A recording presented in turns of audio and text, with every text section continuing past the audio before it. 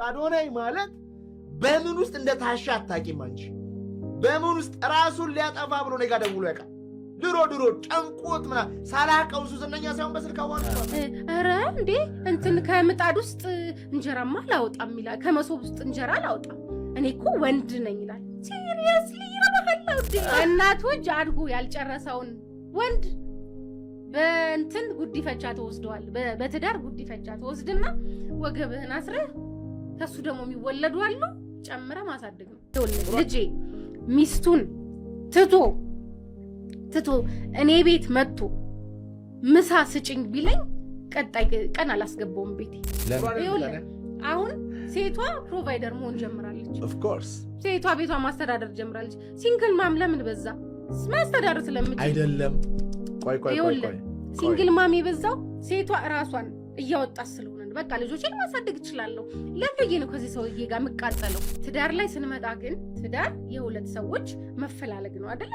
ስንፈላለግ ቤታችንን እኩል እንደገነባ ነው ሁላ እኩል መምራት አለብን። ይሄ የኛ ዘመን ይርባል። በቃ እናት ጋር የኛ ዘመን ነው አለቀ። ወንዶች የኛ የድሮ አይታችኋል። እናታችሁ አባዬ እጅ መታጠብ ብቻ ነው፣ ብር ያመጣል ሰጥቶ ይሄዳል። አዎ ብሩ ግን ያመጣል። አዎ ያሁኑስ ብሩ አይመጣም። ይሁን ብሩን እኮ ሊያመጣ ይችላል። 20,000 ብር ይሰጥህና ቁርስ፣ ምሳ፣ እራት ስጋ ያለው ነገር ይፈልጋል። ሲሪየስሊ እንዴ ጤፍ ስንት ትገባ ላያቅ ይችላል። አያውቅም። ላያቅ ይችላል። ኧረ በእናትህ ስንት ገባ ትለኛለህ እንዴ? 20,000 ብሩን እየነገርኩ ጤፍ ብቻ ነው የሚገዛው። በቃ አለቀ። ከዛ ስጋ ይፈልጋል። ከዛ ደግሞ ምን ሆነሽ ነው ቤት ውስጥ እንዴ ተንኳተሽ ይላል። እሺ እውነት የትኛው ሾፒንግ ነው የወጣ ነው? እኔ እናንተ ስንተዋውቅ ጀምረን እውነት ከ20,000 ብሩ ላይ ከቤት ተርፎ ፀጉሬ እንድትሰራ የሚጠብቅ ደግሞ አለልህ። የኔ ሚስት እኮ እንደው ፀጉሯን አትሰራም ሻሿን አስራ ይላል። ሂድ እስቲ ለጥፍሯ እንትን ክፈልላት 1,000 ብር ይሰጥህና ደግሞ አደራ ፀጉርሽንም እንደው ጥፍርሽን እንደ ሚስቶቹ ስሪ። ቲፕ የሚሰጠውን እኮ ነው ቀድሞ 1,000 ብር ይሰጣል። ቲፕ ለፀጉር ቤቷ የሚሰጠው ለሰራች ቲፕ የምትሰጠውን 1,000 ብር ይሰጥህና ከዛ አስተለዋል። እዛ እንደው የሚስቴ ተንኳታ ይላል።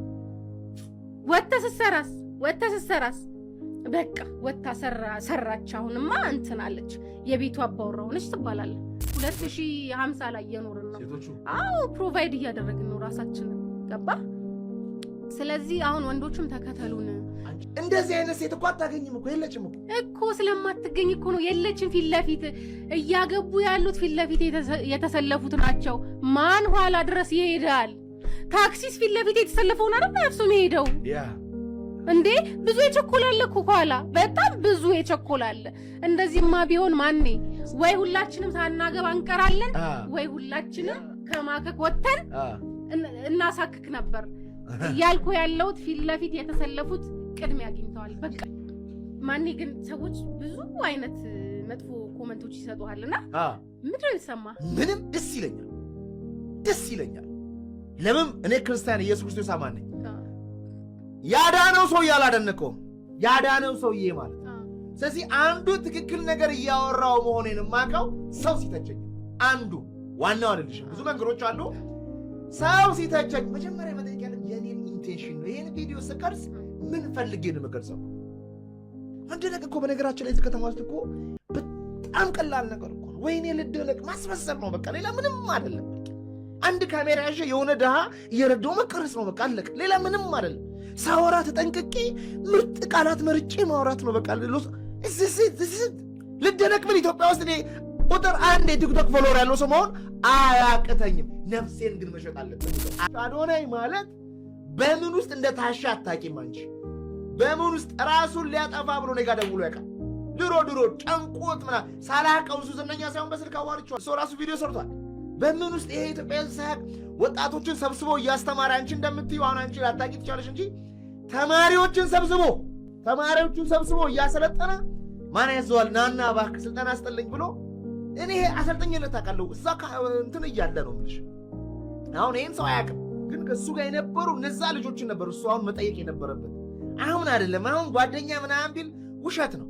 አሁን ሰዎች ቢከተሉት ውሸት ነው።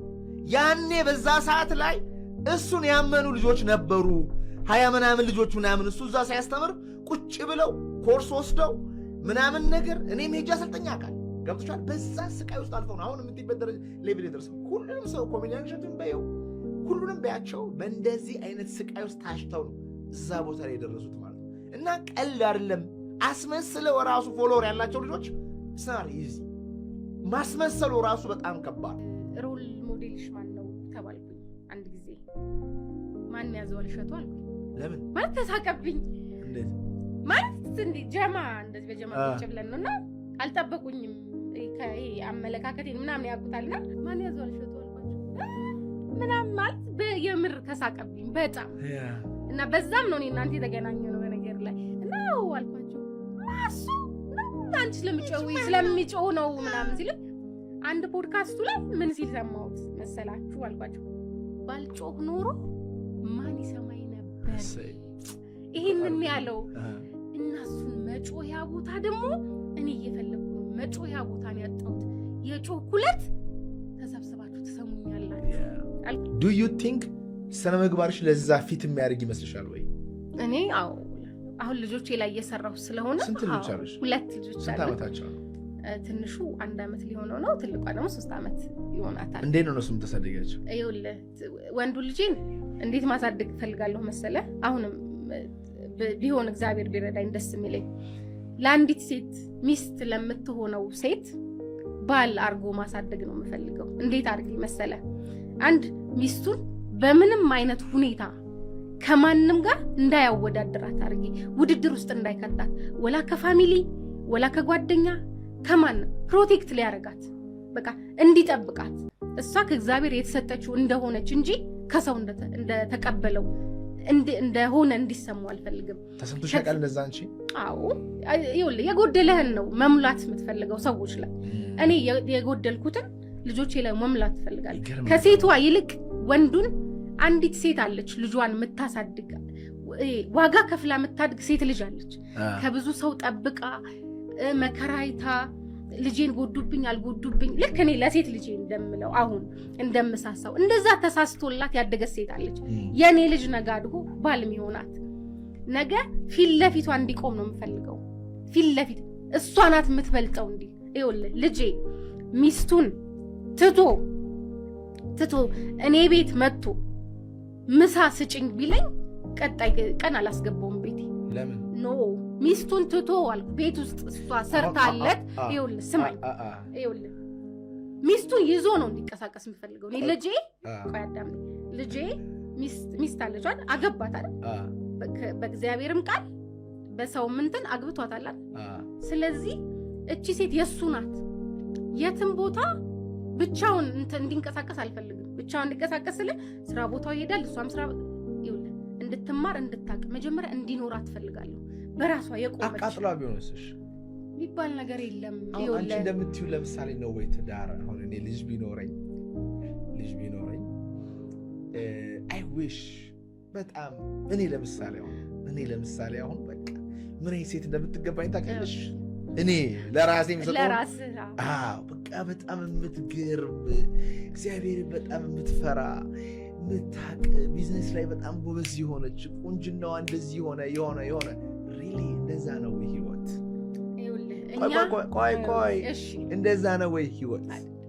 አንቺ የሰራሽውን ልጅ የተንገዳገደች ሴት የምታጨስ ልታጠምደው ትችላለሽ። አንቺ ምንም አያገባሽ። እግዚአብሔር ሰነፉን ወንድ ለጎበዝ ሴት ነው የሚሰጠው፣ ጎበዟን ሴት ደግሞ ለሰነፍ ወንድ ነው የሚሰጠው። ይሄ ህግ ነው፣ እያየን ያለው ነገር ነው። ምንድን ነው? ጎበዝ ለጎበዝ አይሆንም። ቆይ አንዳንዴ ሰነፍ ለጎበዝ ይሆናል፣ አንዳንዴ ጎበዝ ለጎበዝ ይሆናል። ትራስት ሚ አለ፣ ግን ትንሽ ጥቂት ነው። በጣም ጎበዝ ባላ ጎበዝ በጣም ሬር ነው።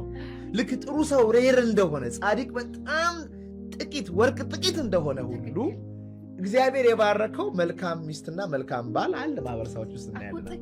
ጥቂት ለስም እንደና እንትና እንዲባል እንጂ እግዚአብሔር ሲሰጥ እያየነው ነው። ጠንካራዋን ጎበዟን ምናምን ሴት ለሆነው ሰውዬ ይሰጠዋል። ከዛስ እዚህ መከራዋን ትበላለች ከዛ ይሄኛውን ለማሳደግ መከራ ትበላለች አብዛኛው ሴት ስንት ልጆች አሉ ምናምን ስትላቸው ባላቸውን መቁጠር ጀምሯል 3